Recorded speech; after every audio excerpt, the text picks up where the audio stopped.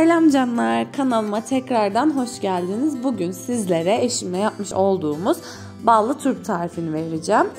Öksürüğe birebir, çocuklarda ve büyüklerde geçmeyen öksürüğe birebir ve ayrıyeten ballı turbun nelere iyi geldiğini de videonun altına bırakacağım. Buyurun videoya geçelim.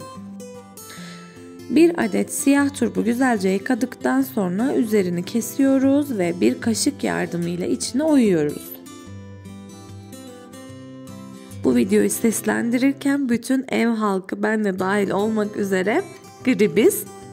Kızım 3 gündür aşırı derecede balgamlı öksürüyor ve bu tarifi denemeye başladıktan bir gün sonra öksürüğünde yavaş yavaş azalma gördüm. Hatta bugün iyice normalinden daha az öksürdüğünü fark ettim. Kesinlikle tavsiye ediyorum bu yüzden.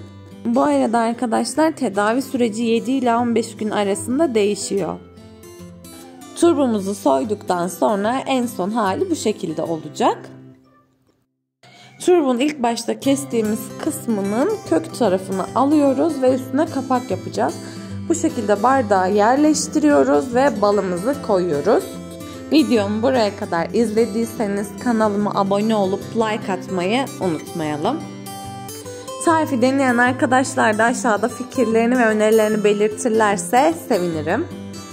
Biz küçükken babam yapıyordu bu tarifi. Hiç unutmuyorum, her hasta olduğumuzda, öksürmeye başladığımızda muhakkak dolabımızda bulunuyordu. Evet, kapağımızı da kapatıyoruz. 12 saat buzdolabında beklettikten sonra çıktığında bu şekilde suyu akacak. Şimdiden deneyen herkese şifa olsun.